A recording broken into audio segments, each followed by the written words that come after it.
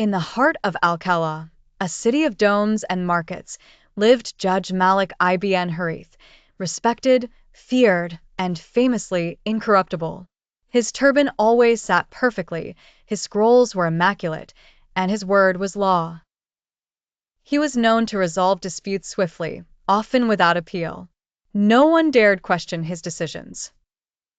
One morning, an elderly woman stood before his court. "My land has been seized by Malik Aldar, the nobleman," she cried. "He says it was granted by your court." Judge Malik reviewed the document. The seal was his, but he did not remember granting such a judgment. Late that night, he reviewed past cases. Aldar's name appeared frequently. Land disputes, evictions, all won in his favor. He began to feel a tightness in his chest. Had he been misled? Was his court being used as a tool of oppression? The next day, a boy barely 9 years old entered the courtroom. "Your Honor," he said with surprising courage, "I seek justice. My father was wrongfully jailed and died there. My mother died from sorrow. I was cast out of our home." Malik Aldar rose, mocking the boy. "This child speaks of fantasies. His father was a criminal. He defied my orders and trespassed." The judge eyed the boy. "Do you have proof?" The boy held up an old journal, his father's.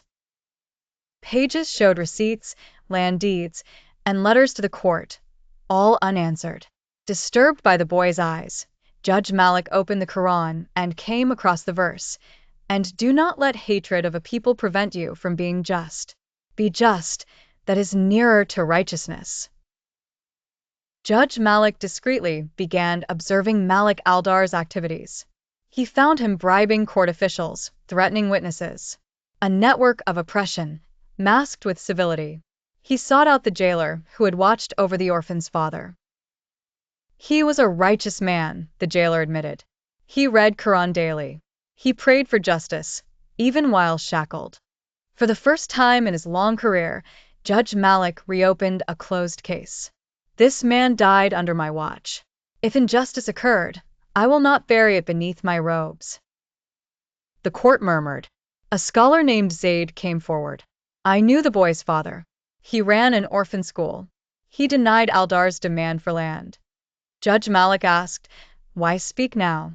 Zaid replied, "Because silence is a sin when truth dies." News spread across the city. The orphan's case is being heard. Crowds gathered. Some jeered. "He's just a child." Others whispered, "Perhaps Allah is lifting the veil of Dhulm." A young girl from the orphan school gave testimony. Before the guards came, the sheikh said, "Never let bitterness replace belief. Allah sees." The courtroom fell silent. Pressed under scrutiny, Aldar shouted, "You'll choose an orphan's tale over my name? I funded this court." Judge Malik stood. "And Allah funds the heavens. His court is above us all." The orphan presented one final piece, hidden letters from his father to Judge Malik, never delivered. They were found buried in an old satchel by a loyal servant. "He wrote you, asking for justice." Judge Malik read the words aloud, each syllable piercing his heart. Judge Malik ruled, "This court acknowledges the wrongful imprisonment and the illegal seizure of land. Malik Aldar is stripped of title and will repay damages to the orphan and the orphanage." Aldar was escorted out, his power undone not by armies, but by a boy's unwavering belief in justice. The city buzzed with hope. If a child can stand for truth, what excuse do we have? That night, Judge Malik prayed longer than ever. "Ya Allah, I was blind with pride. You sent a child to restore my sight." He wept as he remembered the verse. "So as for the orphan, do not oppress him." Judge Malik used his wealth to rebuild the orphan school.